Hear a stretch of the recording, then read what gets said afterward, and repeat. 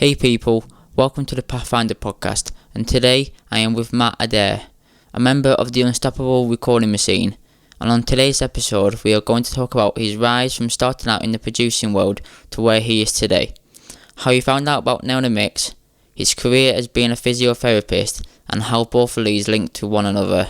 Hope you enjoy.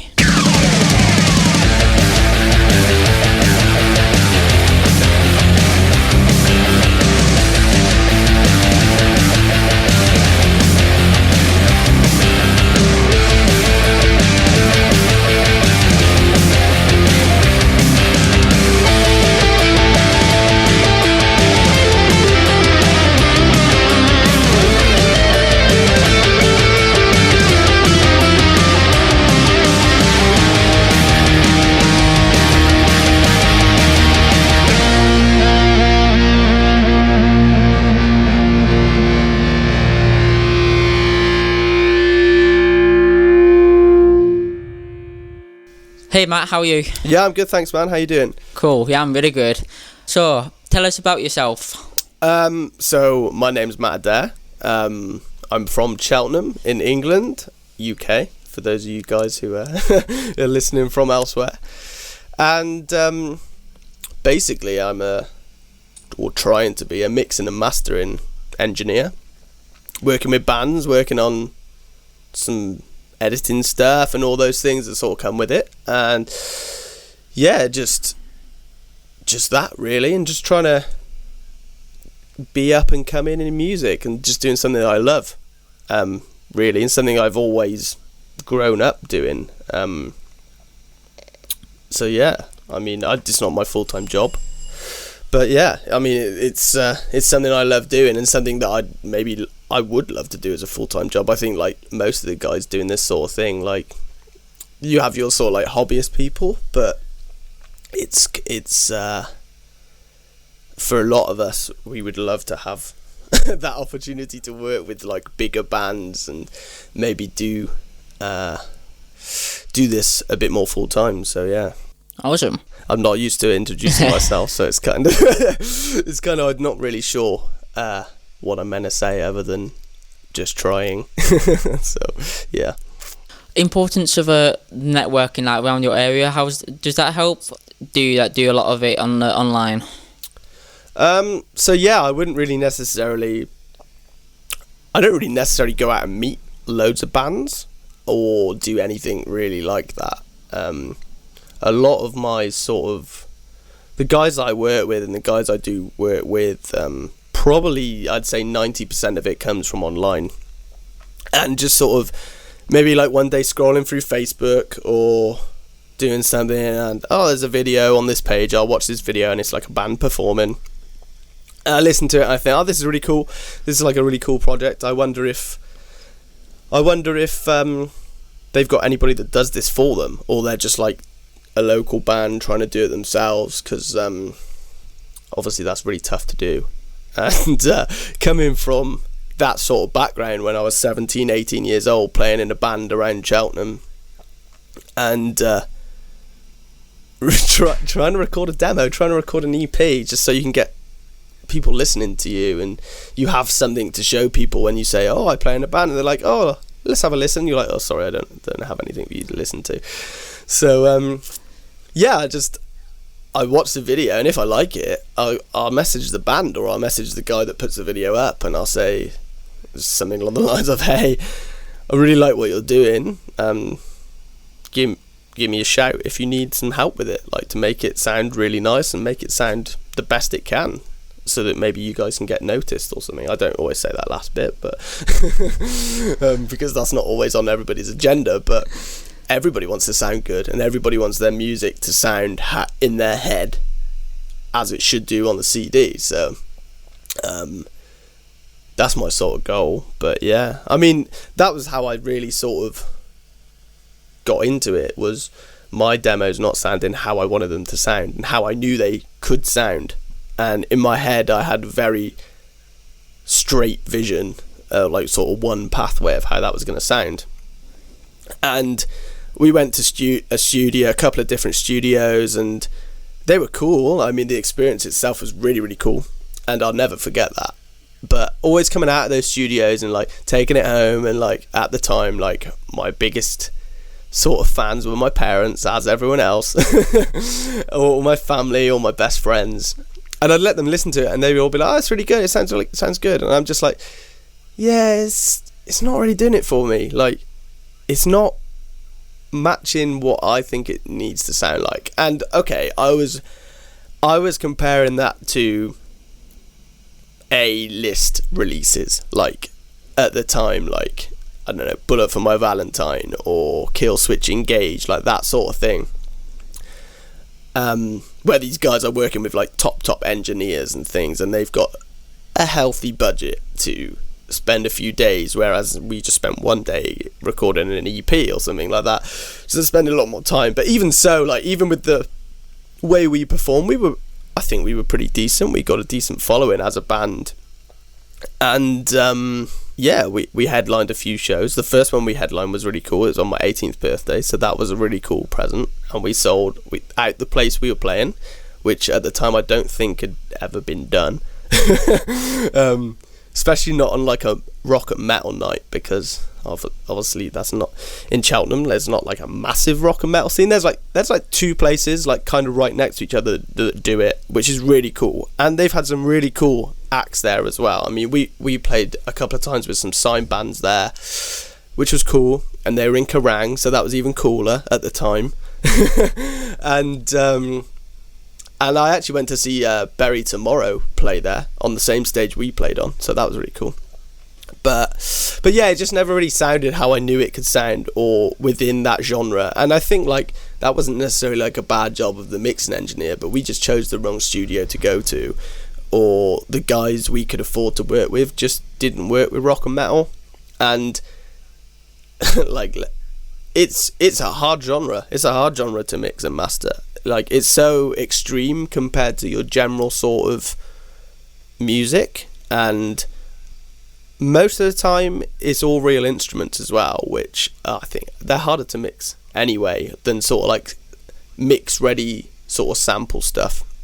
And which, don't get me wrong, I use a shit ton of that stuff as well, and the guy I work with uses loads of it, but yeah, as I was saying, like that's what got me into it, and that's what I wanted to achieve, was those sort of sounds. So yeah, but yeah, I've kind of forgotten what the original question was now. I've gone on a tangent, but it's all good.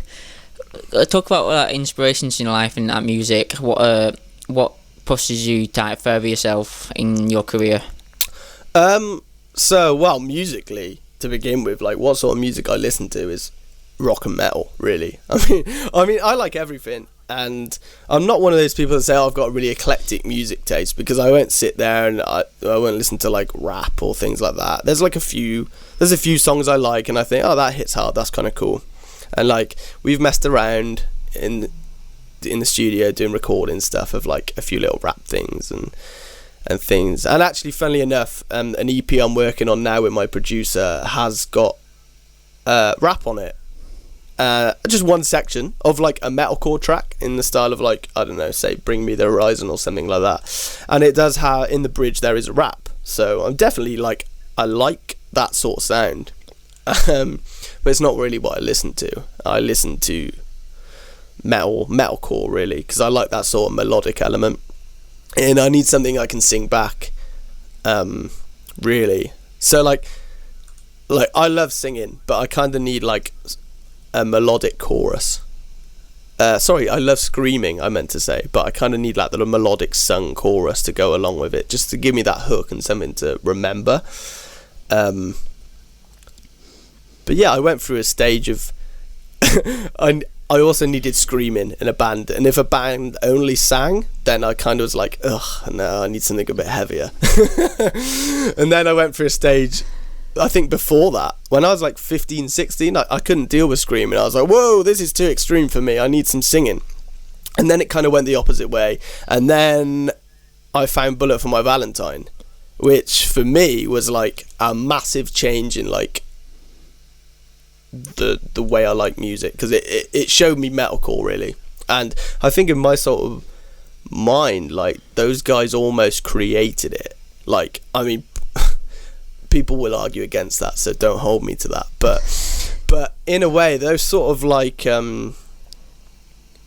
almost pedal tone licks on the guitar, where they're playing the melody on one string and then chugging in between, like on their first album, on the Poison, like I hadn't really heard that done by another band in that way before, so that definitely influenced me as a guitarist, because that's what I am.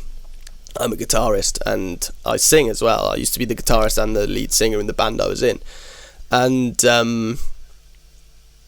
but they were melodic and they were heavy, and years on I still love what they're doing now. Like, they've changed and they've added a bit more production in, which is cool, because that's something I've started doing as I've got older and started working with a producer as well. So yeah, but and I basically, when I was in my band, I wanted to sound like them. I thought they were really cool. So, like I was talking about earlier, I started to experiment with ways on how I could get my band to sound better than what we were getting out of studios we'd visited or people that we'd worked with previously. So they were more in the vein of Bullet and Killswitch and bands like that, bands I was listening to, and really sort of just sound better.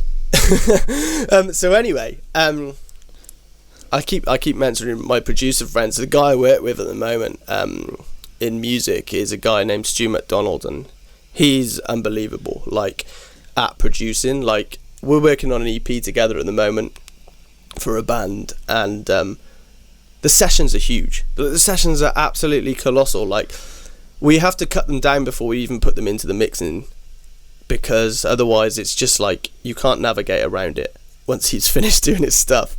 It's like, and still, like, condensed down, it's like 200 tracks. Like, we're talking like big projects, and they sound amazing. And I'm really looking forward to people hearing them and that coming out and that being in the public domain, because I think that's probably going to be the biggest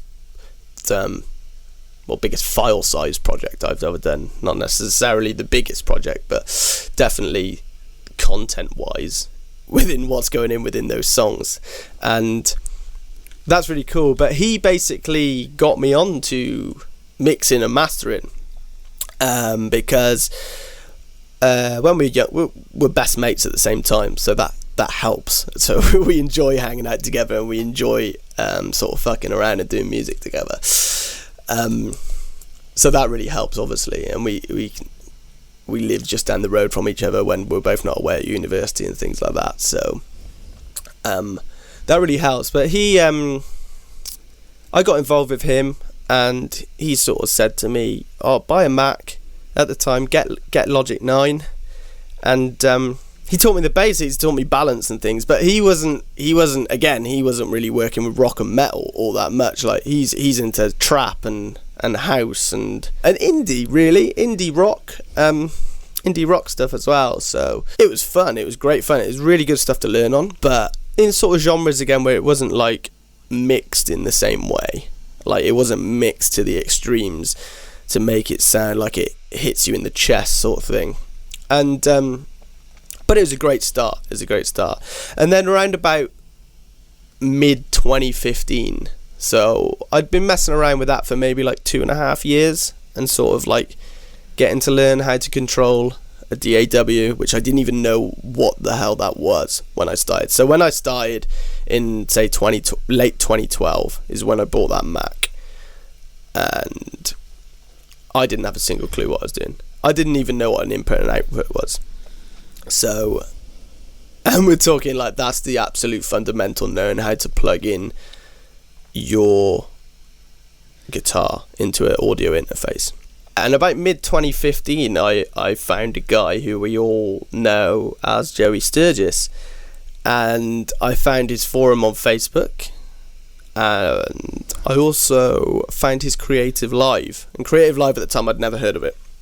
And for you guys that haven't heard of Creative Live, it's an absolute, I'm not advertising it or anything, but to start off and to give you an idea, and even to go into like advanced concepts,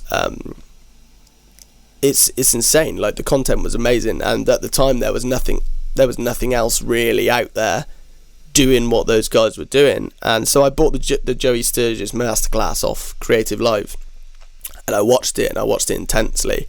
And he works on a song by a band called Down and Dirty on there, which was a band I'd started listening to, and I was like, oh, this band's really sick. And then they happened to appear on this Creative Live, and I was like, oh, this is even cooler. Like, this is exactly the genre I want to get good at for my band. This is exactly what I want to start doing. So I watched that, picked up a ton of tips, did what everyone does and try and copy it all, and then realising, oh, that works for one song. It's not like this broad spectrum. I mean, there's fundamentals which you pick up from it, and they do work for songs, but at the time, obviously, I tried to copy the exact settings that Joey was doing. Soon to find out that mixing is a lot harder than that. It's not just copy what one person does. But anyway, and then so I sort of like studied that course, studied it for like 6 months. And then at the end of January, February, start of 2016, I went into hospital and had an operation. And I came out of the theatre and sort of like got on my phone, and I saw Joey, because I started following him on Facebook, I think, at the time, and I saw he was doing a free question and answer session for this thing at the time called Nail the Mix. Well, it still is called Nail the Mix, but I didn't know what it was back then. And I thought, oh, I'll watch that and I'm going to try and ask him a question, not thinking I would get a response, because he'd just be a bit like, oh, who is this guy? But as I've learned over the years, Joey being Joey answers everybody's questions. So when he answered my questions, I nearly fell off the hospital bed. And then anyway, it was a question and answer session about the Vesta Collide month. Was it the Vesta Collide? Yeah, it was the Vesta Collide month on Nail the Mix. And they sort of showed like little snippets from this session. I just thought, wow, like, one, that is fucking insane. Like, just seeing inside one of his sessions, because like I don't think I'd ever seen inside a professional session at that point before. But I was also kind of like, they're actually advertising me to see inside that session and learn from it. I was just like, okay, this is like blowing my mind. And anyway, that right there and then, I went home from a hospital and I signed up straight away to Nail the Mix. And I mean, the rest is history. I've been a member there since, well, until now. Pretty much the whole time. I've got every month, and much like yourself, like I think we joined at a similar time. We were saying the other day, and which is really cool. And I think like it's just such a awesome thing to be able to see inside sessions like that. And really, that's what's just helped me to learn. And at that point when I started Nail the Mix, like I was still in the place where I could just about EQ something, but I would totally overdo it. And I'd do it in solo, and I'd kill it and neuter it so much that it lost all of its tone. So yeah, and then I realised, okay, this is something quite cool, this is something I can attain to, and I can definitely, instead of spending billions of years EQing one track, I can learn from these guys, and I can finally, hopefully, sound a little bit. And at the time, I was like, I'm never going to be as good as these people, obviously, and I don't claim to be now, obviously, but they see, like, even getting close at the time seemed untouchable, but I was prepared to sit there and try. And I think straight away, like, if you want to do this sort of thing, like, you've got to be prepared to just sit there for hours and hours and hours. No matter what you're doing in the day, if you're going to work or going to university, you get home and you get to work on it. And I think that's the only way you get good. And anyway, that's what I did. And I watched every Nail the Mix session for the next year before I even submitted into the competition. The first month I submitted in was the Jason Richardson month, which actually was quite a big track count, so I set myself quite a high task, and I did like a mix I was pretty happy with. And like listening back to it now, I'm like, okay, fundamentally it's cool, okay, it's lacking low end, which was a problem of mine, at the time, being in the room that I'm in and not having treatment, meant that I'm hearing a shit ton of low end that isn't necessarily there. So until I got used to that, I didn't realise. But anyway, okay, I didn't get anywhere, but that was a big milestone for me, submitting a mix for critique and into a competition for the very first time. And I definitely wouldn't have been able to do that the way I was going. Or even if I did, it would have been terrible. So that was a big thing. And then I just kept going. I listened to all the podcasts, all the URM and Joey Sturgis Forum Tones podcasts. It's got that the wrong way around. Joey Sturgis Tones Forum podcast. But they were a massive thing for me to learn as well. And at the time, before I started listening to those, I think I knew 2 engineers in the whole world. I knew Joey Sturgis and I knew Andy Sneap. And that was it. I'd never heard of anybody else. And I think now, I don't know how many episodes they are deep into their podcast, like 230, I think, was the latest one I listened to. And I know so many people now. And obviously we've learnt from so many different people on Nail the Mix now that it's there's so many different perspectives and so many different places to learn. But anyway, I spent that whole of 2016 doing that, and I downloaded a program called Harman's How to Listen because they told me to do it on a podcast, so I listened. And I basically learned how to EQ by painstakingly sitting there. And I think the last time I opened that program, I'd looked at it and it tells you how many times you've done, say, the EQ section or the EQ test. And I think it was something up at about 7,000 times I'd hit play and EQ'd these certain things on there. And it basically, if you haven't seen it, what it does is it gives you, to start off on level 1, it gives you a song and it either boosts the top end or boosts the lower end. It splits the EQ spectrum into 2. And then as you get better, it adds more and more bands, kind of like a multi-band EQ or a multi-band compressor. And it boosts or ducks one of those bands. And you basically have to pick the one it's doing, but blindly. There's no sort of visual EQ section. It's all done by the ear. And then there's a section for EQ and a section for filters and things like that on it. But basically, I think like Ale, who's the owner of URM, he basically mentioned getting it. I think it was him. It might have been somebody else. But yeah, it changed my EQ game forever, like massively. And because one of the biggest struggles for me starting off was even watching the first year of Nail the Mix stuff was like, okay, so they're cutting this frequency here. I don't know what that sounds like. I don't know what I'm listening for. And that was a massive thing. Like, part of mixing, EQ's like the main tool, and other than balance, obviously. And I just couldn't hear it. I couldn't hear what was going on. And okay, I didn't have the greatest speaker setup at the time. I was running off some Behringer MS40s, which are like maybe like 150 quid for the pair. But they served me well, and I got to know them like the back of my hand. But yeah, I just did this program a shit ton, and I read a couple of books like the Systematic Mixing Guide, which really focuses on rock and metal stuff, which is really cool.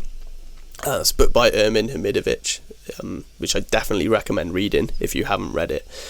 I don't know, have you read it? I haven't, but I know what book you're talking about. I've heard good things about it. Yeah, I think like so many people sort of recommend it and stuff, but I've recently actually just read an absolute bible about Cubase 10. I've actually got it here. It's called The Complete Guide to Music Technology 10 on Cubase 10, and I read it from back to front, and I thought, okay, this is a bit nerdy, maybe I want to learn everything about my new DAW Cubase 10, and but I actually found it really interesting, and it actually taught me some different concepts, because it covers things in there like music theory. There's a whole chapter on music theory, and as part of my sort of learning to mix and master, I actually taught myself piano, because my nan and granddad have a piano. So when I go around there, I usually spend an hour or so playing the piano, and I taught myself how to do that. But I, much like the way I play my guitar, I play by ear. So if I hear something, I'll just work it out and I'll play it back, which is what a lot of people do, especially in the mixing and mastering world. There are the people that read music, and some of the producers that read music and anything like that, but I'm one of those people that can't. And I finally decided, once I got this book about Cubase 10, like there's this big chapter on theory and things like that, okay, I'm going to learn what the notes are on the stave, on the treble clef, on the bass clef, and that's really helped massively. And that's something I've done recently. I mean, this is a few years on from 2016, which is where I was on my timeline story, but yeah, again, just taking the time really to just put the time and effort into learning. I love learning. Like, it's something I find really fun to do. Like, I always say to my friends, like, I don't watch telly. Like, the only thing I'll watch on telly is the football, because I'm a big Arsenal fan or England fan, and I'll watch that when they play. But apart from that, I don't watch telly. I don't watch any TV series, so I don't get any of the Game of Thrones memes or anything like that. I don't understand. And one day I'll watch it, because I'm really into, like, sword fighting and stuff like that. Like, when I was a kid, I was massively into, like, playing Prince of Persia or Assassin's Creed on the PlayStation. Those games were like heaven to me, because I love that time period. But yeah, I don't watch telly, and apart from when if I'm hanging out with my girlfriend or stuff, like, we're watching Netflix series then or something like that, or what we like to call shit TV. That's what a favourite activity of ours.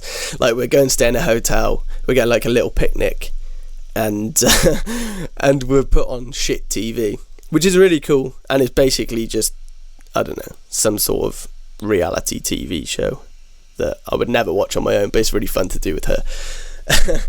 And that's nice, because it is a little escape from constantly working, because when I'm on my own, that's what I do. I constantly work from the moment I get up to the moment I go to bed, and so that's nice to, like, sort of chill and do that sometimes. But yeah, basically that's what I did for 2016, and at some point during 2016, around May time, I went travelling with my girlfriend, and we went away for 4 months.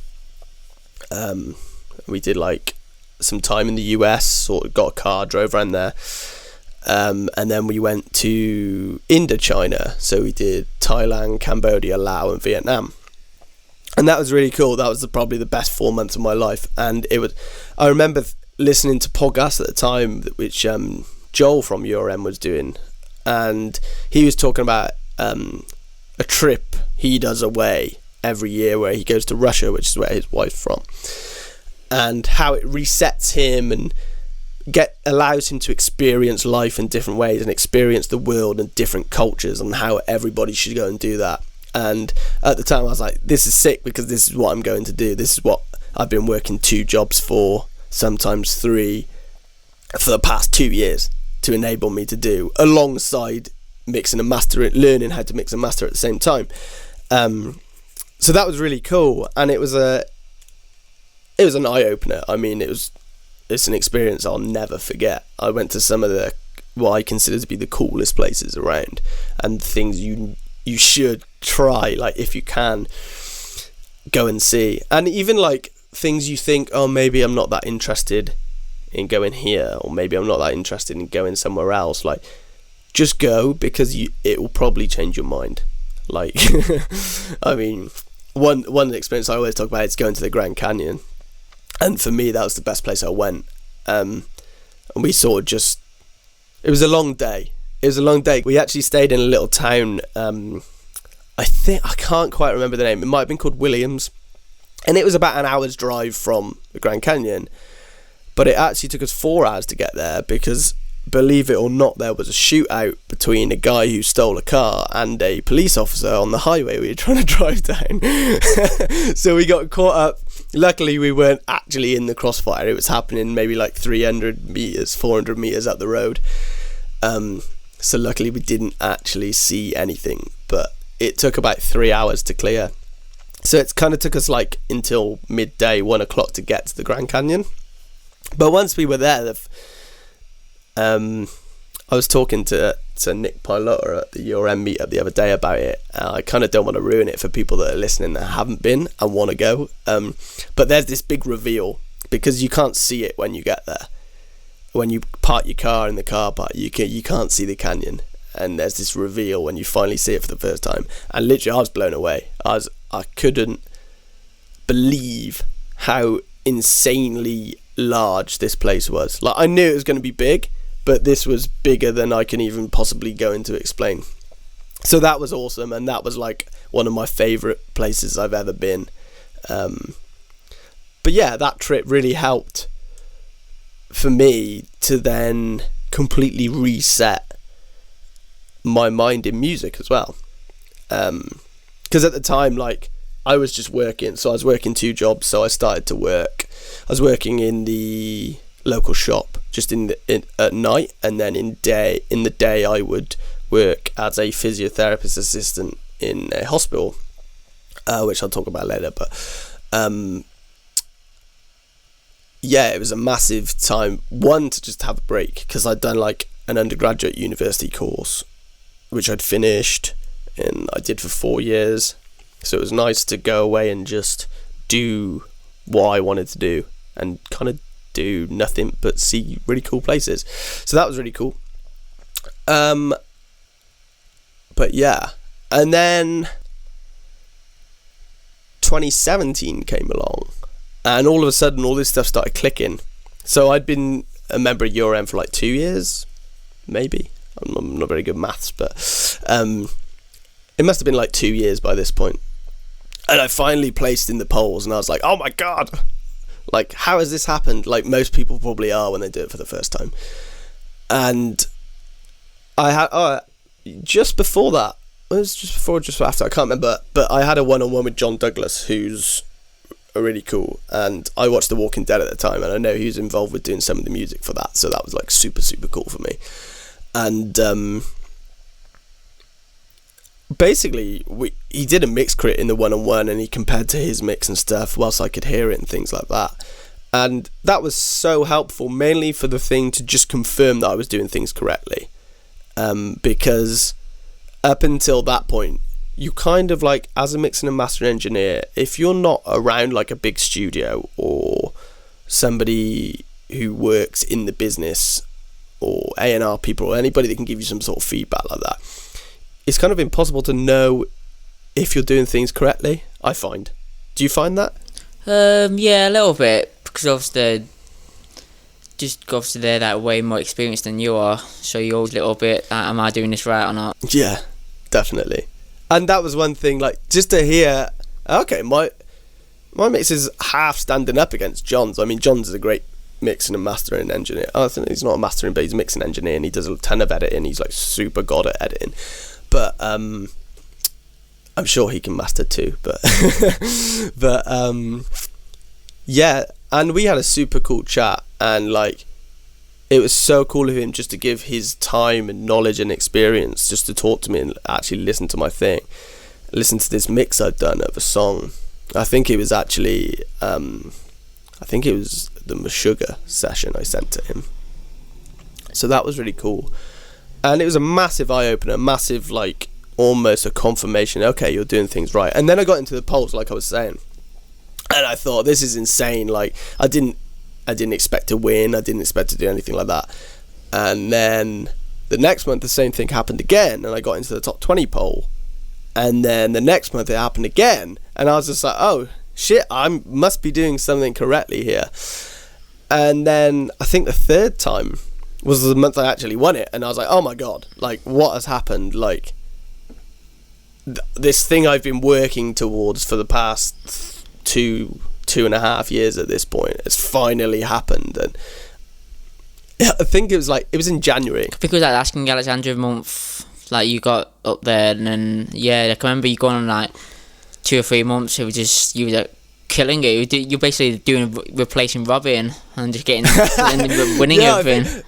It's funny you say that, because somebody said, oh, you must be the new Robin. I was like, Shit, that's quite a big compliment. Because I mean, for the guys that listen to this that aren't part of Your or Nail the Mix or whatever, Robin's a guy that when it all started, he would win like every month, or he'd at least place every month, and he's gone on to like do his own stuff, and he's still part of the group, but he's just super good, basically. And he's a really nice guy, and he's helped me with a few things, nice. Sort of questions I've had and things like that. So that's really cool. But yeah, and I think funnily enough, somebody said maybe one day we'll use a signature plugin of yours, which I was like, okay, we might be going a little bit far here, but let's just rein this back down a little bit. But that's super cool, and yeah, I couldn't believe it. Like you said, is the Asking Alexandria month, which I've seen them live as well. And they're a big band influence-wise for me, along with Bullet and Killswitch, and I'd listen to them all the time. So to win on that month for me was like insane. I just couldn't believe it. And I think like me and my girlfriend were down the pub up in North Wales, and we sort of came back, and I quickly turned on the stream right at the point when AL was announcing it. So I don't know how I managed that. Maybe it was meant to be, but but I sort of yeah, just again sort of fell off the chair. I couldn't believe it. So, and luckily for me, that changed things a little bit, because the prize that I won from that allowed me to pay for some new monitors. So I was at this point when I won the competition, I'm still working in a non-treated room with some Behringer MS40s, which are real cheap, not much clarity in the monitors, but I just got to know them like the back of my hand. And I would just reference these tracks on it, and say like we had a Nail the Mix of a certain band, I'd listen to that album on these speakers whilst I was setting up or anything like that. And yeah, I just knew them. But it allowed me to get some new Adam monitors, which were really, really cool. And the first time I played something through them, I almost had to like cover my ears because there was so much information and so much clarity that it almost felt like they had this massive high shelf on them. So then it took me like, I don't know, it's taken me like ages, like a year to get used to these properly in my room again, because I've had to completely like relearn my speaker to room EQ curve that's unique to my space. And yeah, I think I'm finally getting used to it. But they also had like loads of information in the low end, so I have to use like the low shelf on them to try and take away some of that, because I don't have any bass treatment in my room. But yeah, I think I finally got used to them after so long. But yeah, that's really cool. And then like whilst I was waiting for them to come through, I think I placed a couple more times, and then it sort of died down a bit as either I got worse or the group got bigger and it got more difficult. Which hopefully it was that one. But yeah, I mean, but that allowed me the confidence then to go and get clients. And I'm sure we'll talk about that further on. And I've gone a little bit off topic talking about my influences. But yeah, that was a massive part of me getting to where I am today and being able to feel confident to gain clients and work with clients on their music instead of just my music or just a competition.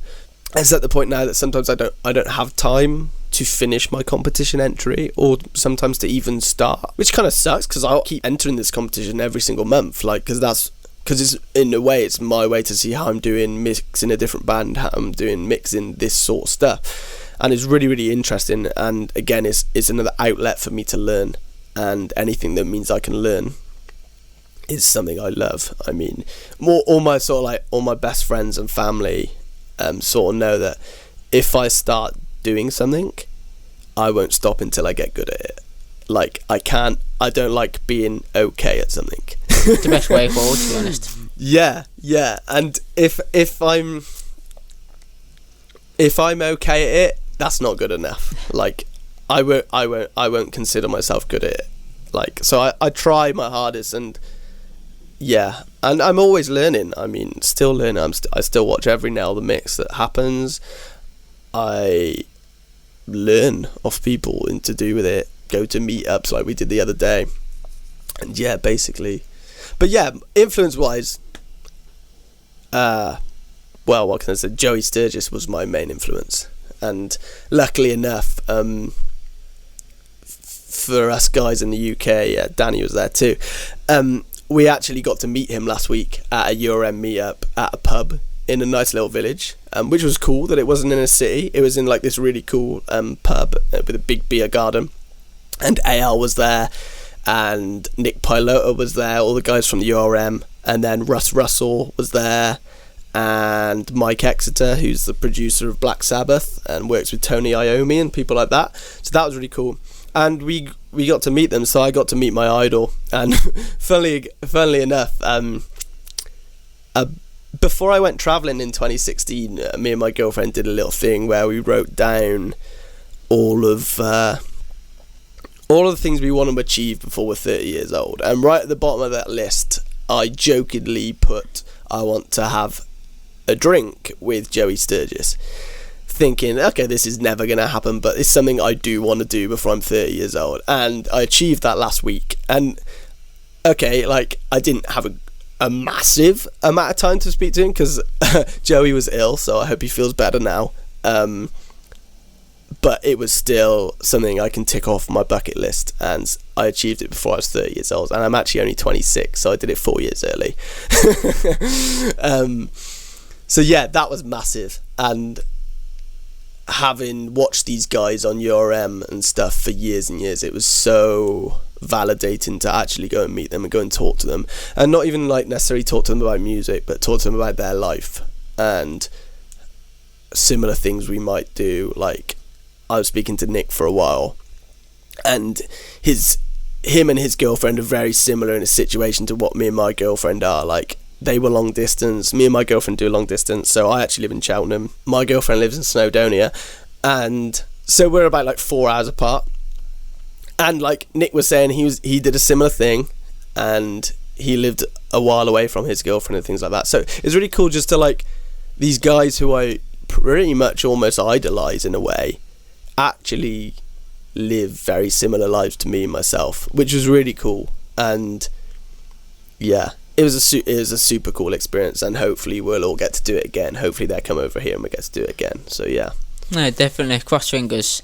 When it comes to, obviously we're talking about challenges and stuff, what's the challenge that you're facing starting out in audio, and then how have you like managed to work around them? Time. I think time is one of the biggest thing, because like everybody always says you need like 10,000 hours to become good at something, 10,000 hours to become really good at a skill, or to be any sort of decent level at a skill. And like I was saying, working a few jobs and going to university and having a girlfriend that lives 4 hours away, it's all about time management. And yeah, I'd say that's probably the biggest obstacle to refining my skills and getting better as a mixing engineer. And just basically every moment that I have, getting to it and getting to work on it. So when I was working those two jobs, and I was working day and night, I'd come home from work at say 10 o'clock at night, and I'd stay up till 2 in the morning, or sometimes even later, doing music work in my headphones, as to not wake anyone else in the house up. So it's just time and dedication. I think if you're motivated to do something and you really, really want to get good at it, then you will get good at it. And sort of in my personality, like I was saying, like, I don't like to half-ass it, or what me and my mate call it, a half-job Harry. We don't want to just do half a job. And I think I'm the same when I come to work with my clients. Like, even if I'm just employed to do a mix of a song, or a mix and a master of a song, I'll say to them, oh, I'm hearing this bit of the song, this bit's a bit empty, can I do some sort of production element in this song to add to it? And it's not within my budget, but I think it's part part of the job is to deliver your absolute best. And if something isn't quite working and you need to add something, or you need to maybe chop out another bit of a song and make it repeat so the song flows a bit more, like, that works. And just going above and beyond for that person. But of course you need to make time for that. And I think, like, I actually have a whiteboard. It's something my girlfriend suggested to me. Get a whiteboard and write down everything you need to do, because I've always got so many things going on that I can't remember to do all of them. So I've got a whiteboard that I just tick off things I've done, or I wipe off once I've done them.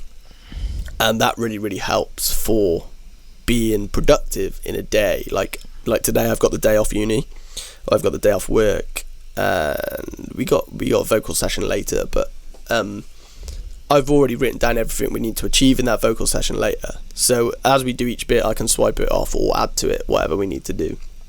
And that means I'm going to get the most out of the time we're going to spend on it, which for me, with my lifestyle, is really important.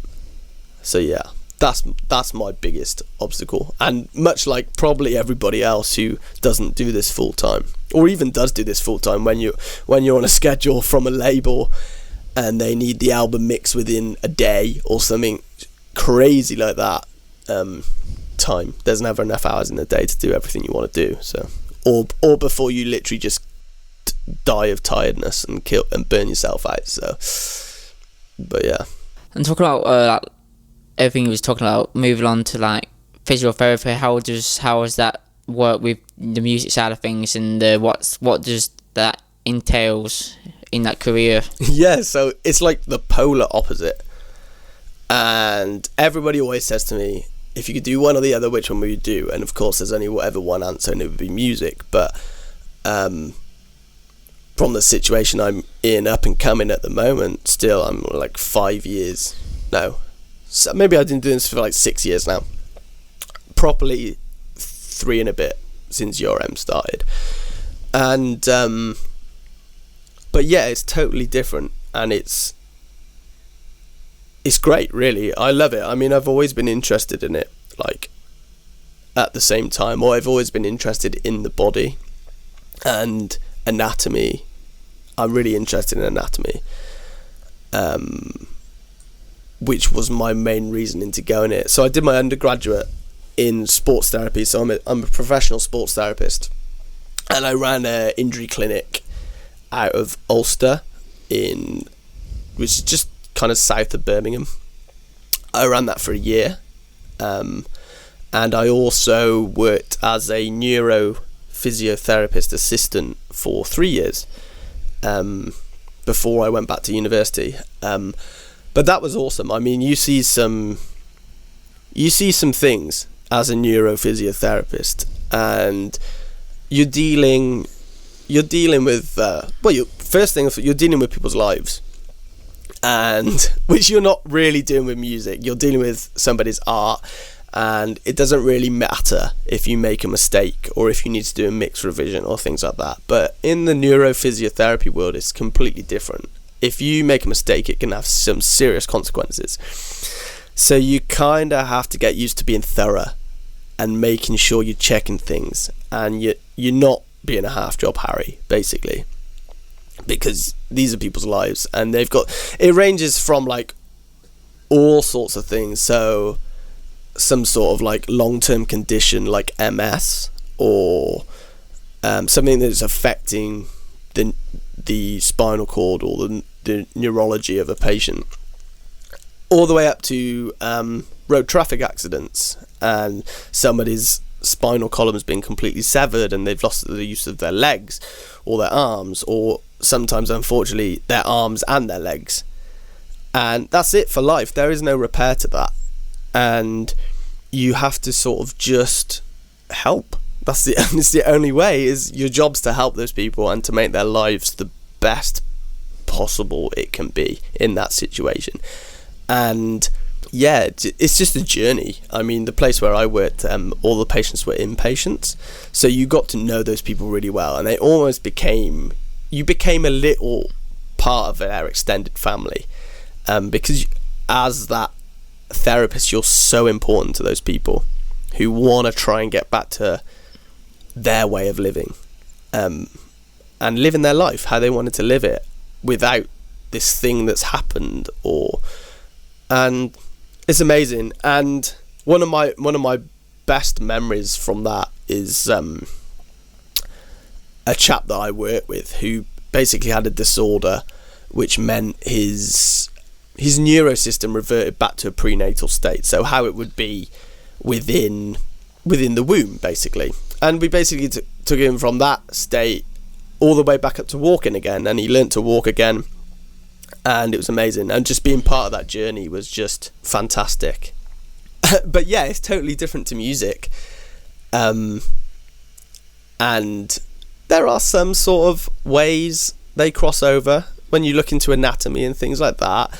And really interestingly, I was listening to the Susan Rogers podcast on the URM podcast, and she was talking how like science sort of fits into music, and how alpha sound waves and beta sound waves can change the mood. And that was really super interesting to me, because it crossed over the two, and you don't tend to hear a lot of people crossing over the two. So that was really interesting. But yeah, I've loved both. Like, okay, I'd love to work in music full time, but if that doesn't happen, I've got this backup, and that's the major thing for me, because I want to have a family. I want to sustain a nice, healthy lifestyle where I'm not struggling and where I'm comfortable. And if music doesn't happen to work out, then that's there as my backup for me. And that's the reason behind doing it. It's a rewarding thing as well. Obviously, people were struggling with their health or walking or whatever, or can't walk, and then you help them out, and then eventually they get back on their feet. And obviously, it's that rewarding feeling in music, but it's like a different feel of rewarding of sorts, because they've got their health back. That's because of your health. Absolutely. And I think that's what I enjoy out of both is, yeah, physio, like you just said, they've got their health back, they've got their life back. And as a person, that makes you feel amazing. Like, you've helped this person to overcome this huge thing in their life, which could have killed them. Without you, potentially that person could be dead. And you've taken them all the way back to going home and being with their family, and sometimes back to the point they were before, or if not, the best they can possibly be. And yeah, the same definitely happens with music in a slightly less serious manner, is that you produce a piece of art for somebody who's had this creative vision in their head for a long time, and you give them what they want to hear. And if you've done a good job, they love it, and they love you for it, and they sing all your praises, and it makes you feel good. It's exactly the same sort of feeling. Like, you love what you do, and you love helping people. And I think helping people is the thing I love doing more than anything else. Like, I'll always try and help people. And I think that comes to say, like, sometimes, like, when people contact me and ask a question or something through the URM or through Facebook or something, one of the biggest things I always start off with saying is, what does your client want? How do they want to sound? And have they provided you an information package? Have you asked them for an information package about this album you're doing for them, or about this EP, or about this single? And have you read it?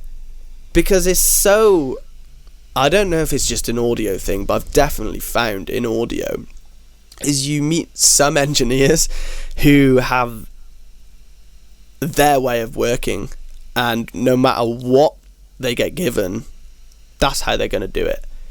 And even if the client doesn't want it, they still do it. And to me, it's crazy, because at the end of the day, the client is the one paying your bills, and the client is the one that you're doing the work for. And I totally get this whole, like, cliche saying of the client's always right, because, okay, sometimes they're not. We all know they're not. And sometimes you're pulling your hair out because you think in a completely different way.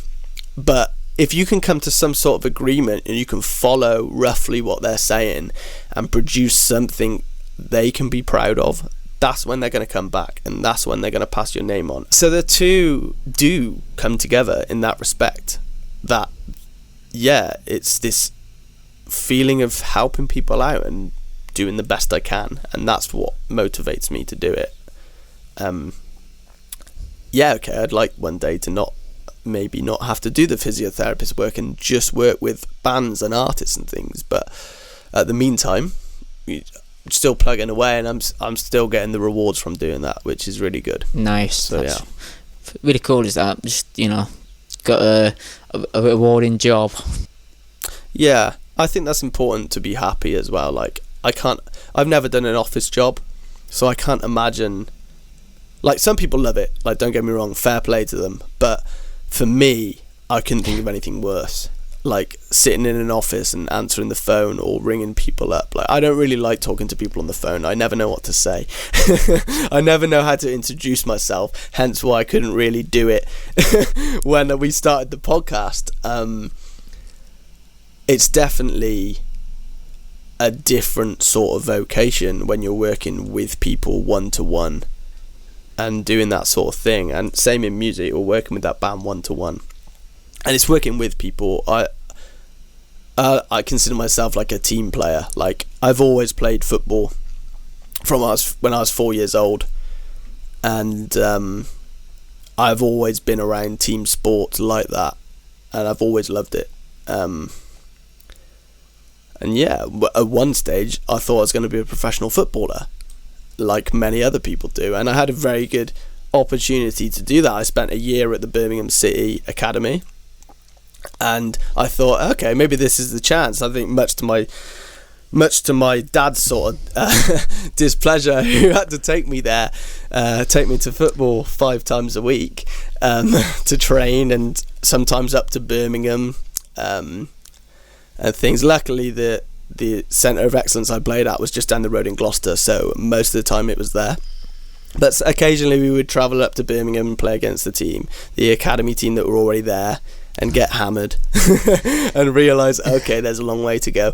But yeah, like most things, like, you get older and that doesn't work out, and I think that's what sort of made me want to do more than one thing, as almost like a safety blanket for myself, because certainly when I was younger, and maybe less so in the last definitely in the last year as I've sort of matured, I've been a worrier, and the worry of not having something I enjoy or something I can look forward to was a big thing, and was really real. Like, I would worry about silly things, but just having those opportunities there and those options means I don't need to think about it. And if one doesn't work out, maybe the other one will. I've got 2 different paths to go down, and that's definitely something for me that until one really, really takes off, it's really cool to have. So yeah. Obviously, we were studying completely different subject to music. Does that help you, like, keep you like refreshed in a way, take you away from like one career, and you can focus on one, and you can leave the physiotherapy and then go back to music? Absolutely. And I think maybe sometimes I'm a little bit maybe like if I'm at university, because I forgot to say I'm back in university now studying a master's in physiotherapy, and I will say there are moments during the day when I'm in a lecture or I'm doing some sort of session where I will be on Facebook in the URM group, messaging people, commenting on posts, just having a read of what people are up to, because I can't wait to get home and get back onto music and just kind of like leave physio there for the day. But yeah, it definitely keeps me motivated, without a doubt.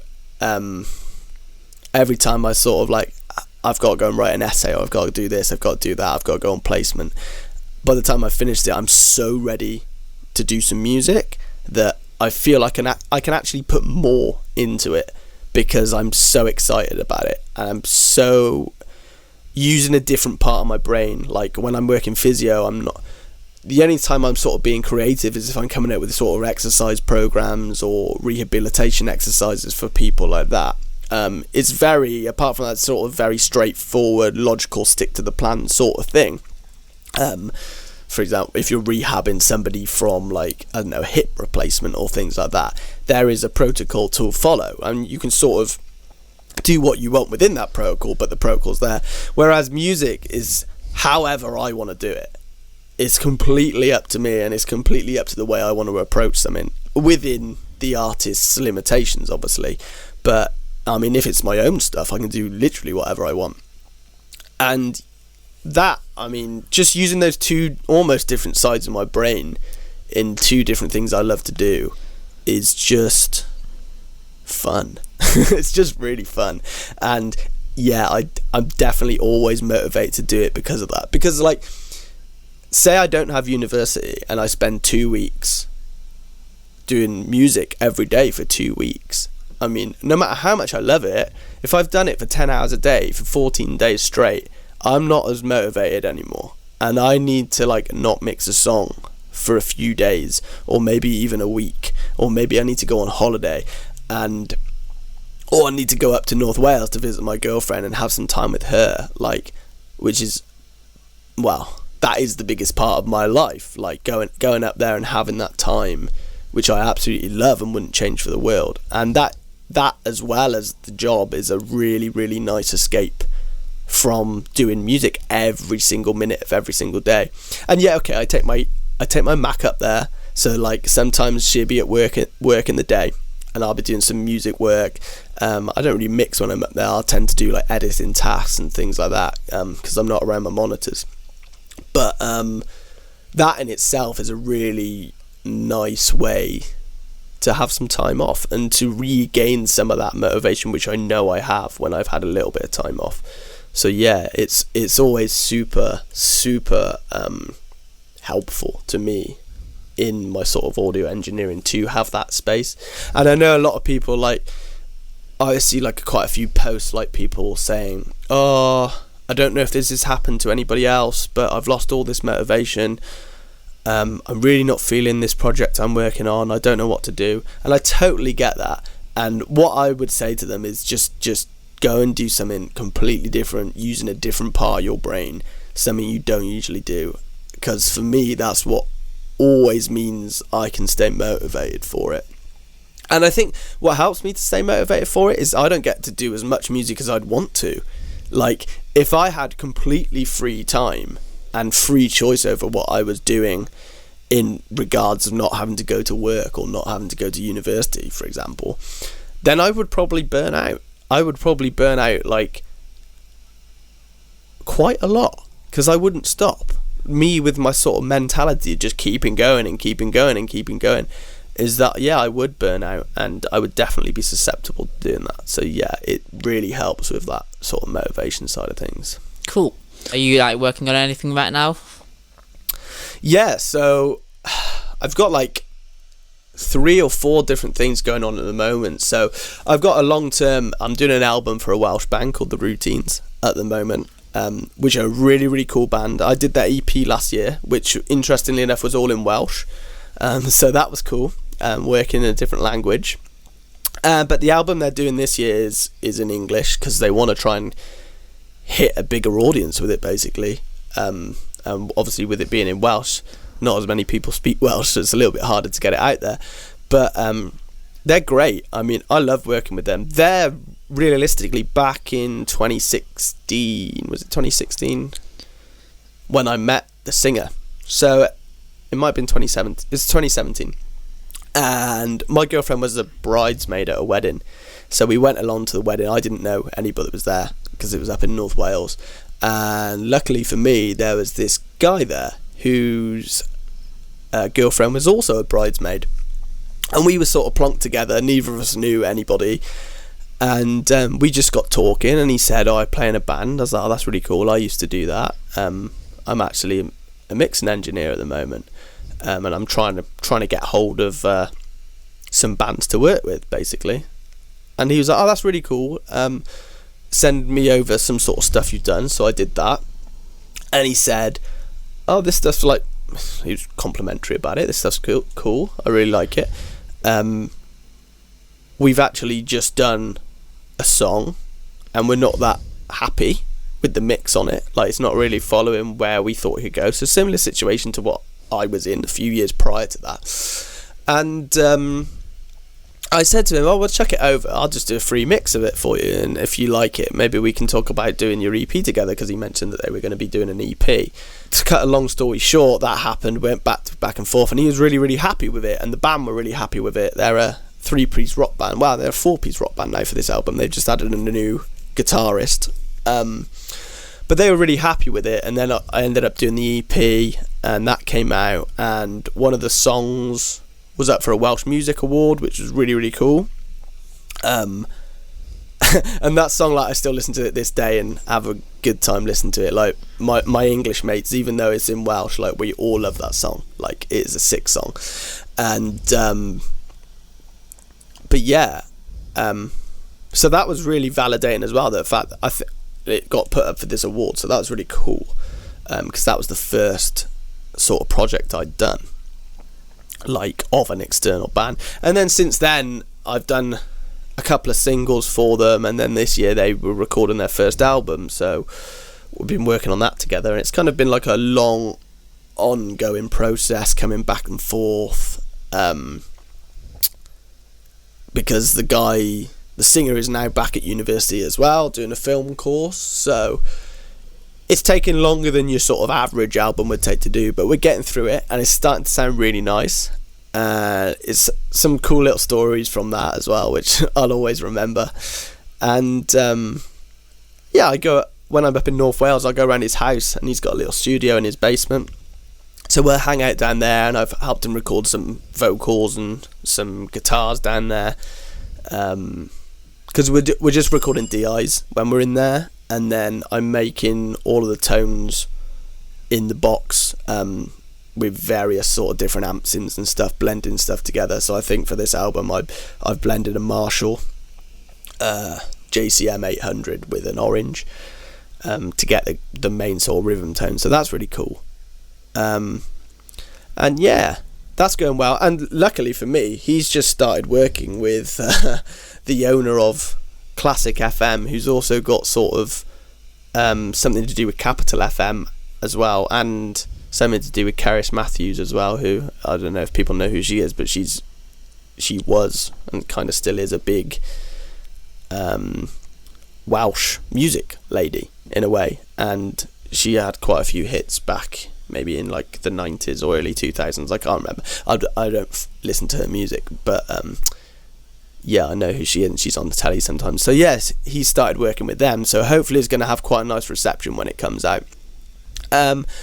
I'm also working with, I do lots of different editing for people. So like if they've got a single or something like that, I'll do the drum edits for them, because I love drum editing.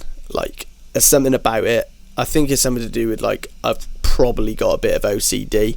Like, when I was a kid, right, apparently I used to have like a toy car mat, and I would line up all of the cars, and if somebody moved one of those cars out of line, I would cry and I would break down. So editing drums with a grid in the background sort of pertains to lining cars up on a playmat, like that sort of thing. So I think it sort of comes from that.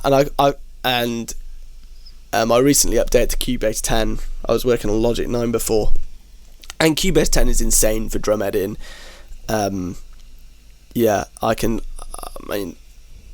some songs I drum edit in 20 minutes on here, because it's just insanely fast. And I think for that album, like I was saying to you before we started the podcast, like, I drum edited 15 songs for the album in 4 hours, which I think is a record of mine. But yeah, the software really helps. Cubase is just a monster for editing. Absolutely.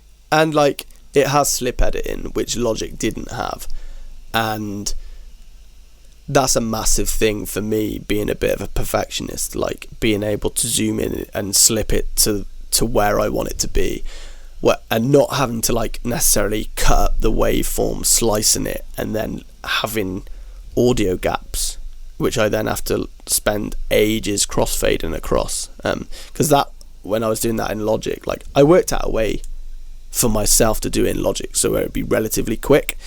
But in Logic 9 there wasn't a button, I can't remember what it's called on Cubase. It's like trim start left or something like that, something along those lines. And if you highlight them all and you click it, it does it all together and then crossfades it, which, like, when I was doing that on Logic, it didn't have that, and it was taking me like an hour to put all the stuff. Well, I could put all the stuff on the grid necessarily because I knew how to like chop and quantize in Logic,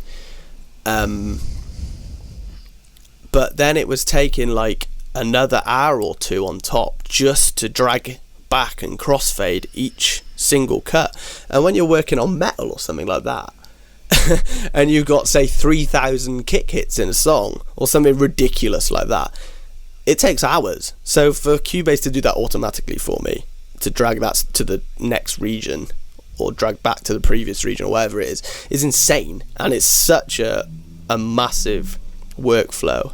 And I was talking to Mike Exeter, who's the producer of Black Sabbath, last week at the URM meetup, and we were sort of talking about DAWs and stuff, and I was just literally just singing its praises because it's just saved so much, and it just means I can be so much more creative in a quicker space.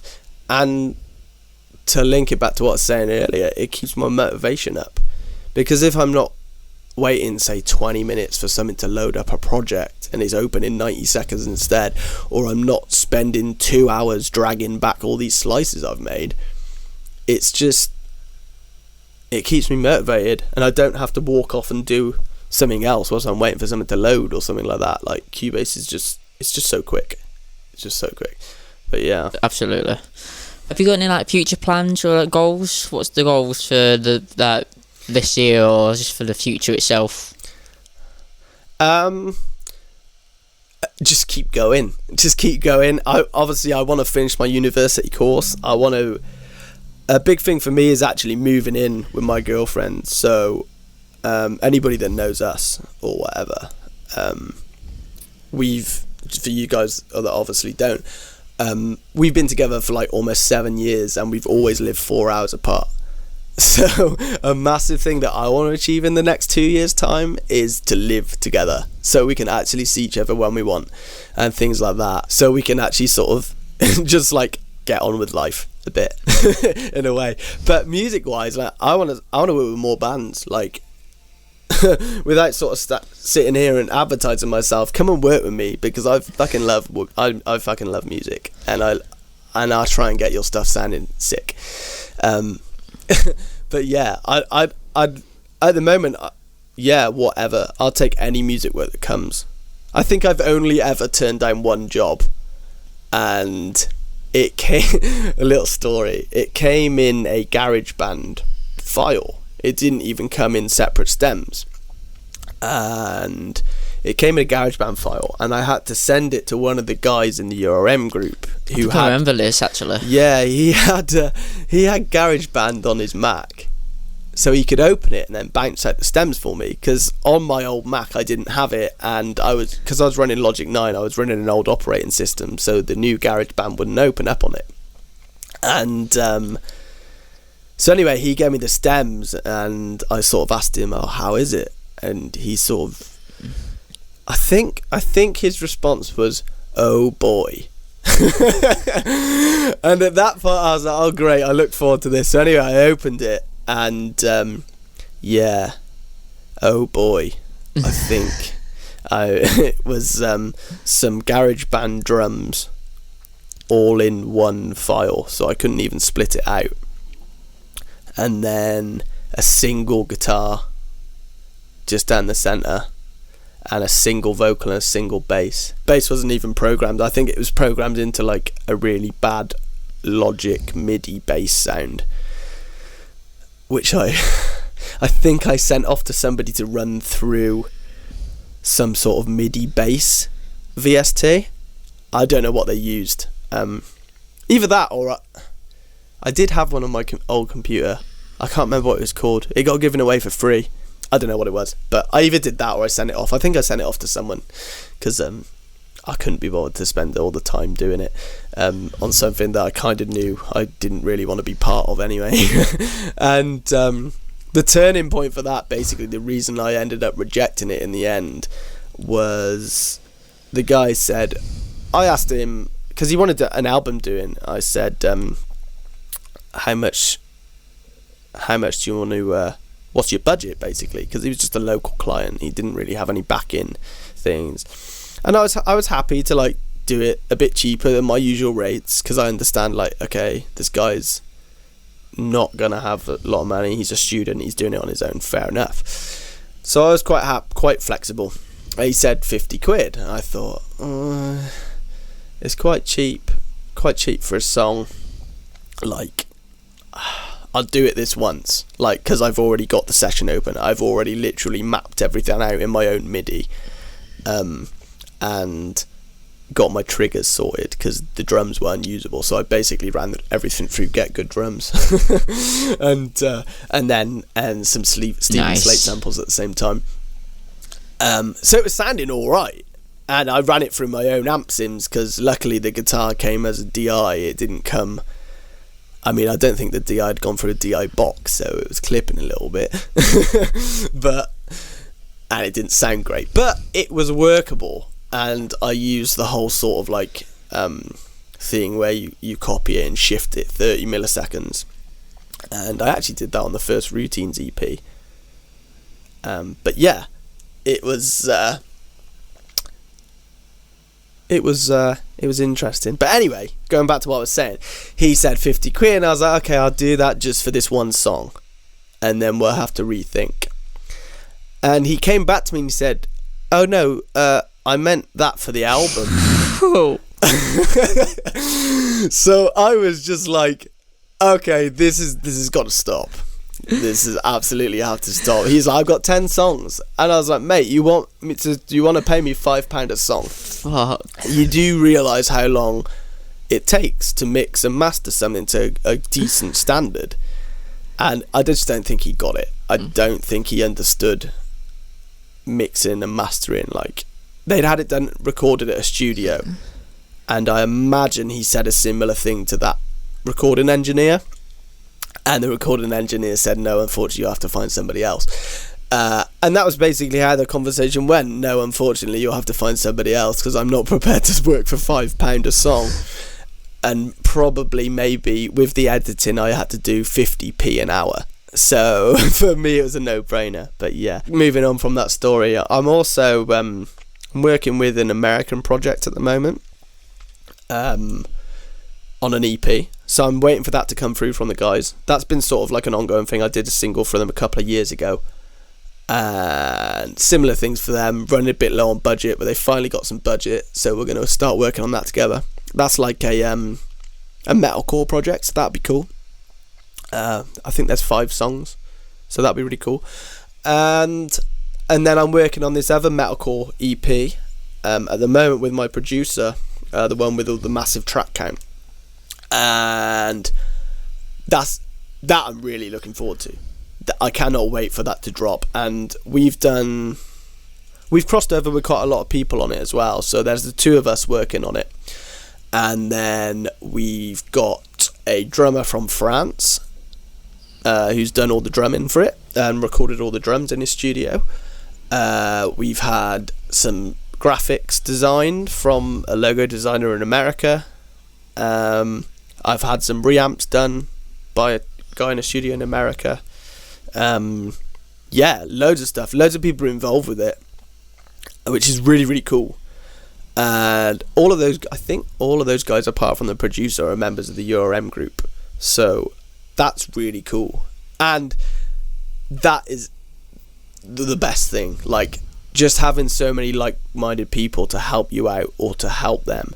Like, for those of the guys not in URM, they do this thing called Pay It Forward. And they do that maybe like once every 3 months or something, or bi-monthly or something along those lines. And basically you advertise one of your services for free, and so you say, okay, I'll reamp guitars for the first 3 people that hit me up on a song, or something along those lines, or I'll master a song for free for somebody, or sometimes people go as far to say I'll mix a whole album for free, which is insane because that's a lot of work, and fair play to them. And that has enabled me to get all those people on board, like literally get all of those people on board and do work. And we've swapped with things we swapped together on there. I've not actually employed any of these people. I think I've employed the drummer a little bit because he's quite expensive, because he's really good and he's got really good drums and he's got a really nice studio and they sound great. So I put a little bit towards that, and I've done some work in return for that. But everything else came from that pay it forward. And me and the producer Stu have just gone to town on it. Absolutely gone to town on it. We spent a lot of time on it, and some of the songs on there are actually new works of some of the songs I used to play in my band when I was 17 and 18 years old, or if not reworks, they were ideas that happened then. So it's really cool to finally make those sound good, which I guess was that was my main objective when I started doing this thing, was to finally get those songs to sound good. So yeah, that's really cool. And yeah, apart from that, just doing odd singles for people. I had a single that came out in Germany 2 months ago or last month. So that was really cool, and that did quite well. And those guys are going on to do an album, and I might be doing a second single for them off that album too, which will be really cool. So yeah, and they were fun. That was a metalcore project. So yeah, that was good. And yeah, just doing more music and just completing life really, and finally finishing my studies so I don't have to do university anymore, because man, I've been going to university for a long time now. and nobody likes the amount of debt that it incurs, and unfortunately when you do a master's course and your master's course is 4 times the expensive of the amount of loan you can get, it kind of sucks. So it would be lovely to earn a nice income as well. So yeah, that's one of my main objectives too. So yeah, but yeah, apart from that, awesome. I think unless you've got anything else you want to say, that wraps everything up for this podcast. Yeah, dude, that was really cool. Thank you very much for having me on, and hopefully people will get something from it, maybe relate themselves to the way I live a little bit, hopefully. So yeah. Definitely. You never know, there might be some more physiotherapist guys out there who listen to this. Oh, absolutely. One thing I will say, I just remembered as you said that, is there was a guy in the URM group who I think he had carpal tunnel syndrome in his wrist, which is a syndrome basically where one of the nerves, it's the median nerve, gets compressed through basically the palm of your hand, to put it in late terms. And it happens to a lot of mixing engineers. Like, a lot of people complain about getting carpal tunnel syndrome because they're sitting with their hands on arms on a desk or on sides of chairs, and they're sitting there for hours and hours working or drum editing or mixing, and the desk is compressing their carpal tunnel in their hand basically. And someone got in touch with me knowing that I worked in this sort of business, so to say, and through the URM group, and I actually rehabbed him over messaging, giving him some exercises for it, to help with his carpal tunnel syndrome. And really nicely he got in touch with me maybe 6 months later and said, thank you very much for your help. It's gone. It's really helped. I've also been seeing another physio who's given me a few extra exercises as well, and the carpal tunnel's gone, so it's really good. Here's this free impulse response or something that I want to give you in return, and just really cool things like that. So yeah, like I was saying, it definitely does cross over, and it definitely does have its rewards helping people out. I just saw one day he was on there and he was struggling, and he's asking people for advice because it's something that a lot of mixing engineers struggle with, and I just thought, why not? I'll just try and help, and yeah, it seemed to work. So that was super cool. I enjoyed talking to him. Magical powers online. I think it's also when you're suffering something like that, someone just there to help really helps. Even if it's someone who just understands the pain you're going through or the injury that you've got, it really helps. And definitely when you're doing neurophysio work, the psychological side of it it's like 70% of the issue sometimes. So just having someone that understands you, and that's the same in music, somebody that understands your music and how you want to convey it, making sure you go to the right mix and engineer for you, who you know, not just because they did a band you like, but because they can achieve something and they're on the same wavelength as you. That's when you're going to be happy, and that's what makes you happy. So yeah. Awesome, man. I think on that we'll wrap it up. Awesome. Well, thanks again for having me on, man. It's been really cool. No worries. Been a good chat. Yeah, nice one. I'll catch you soon.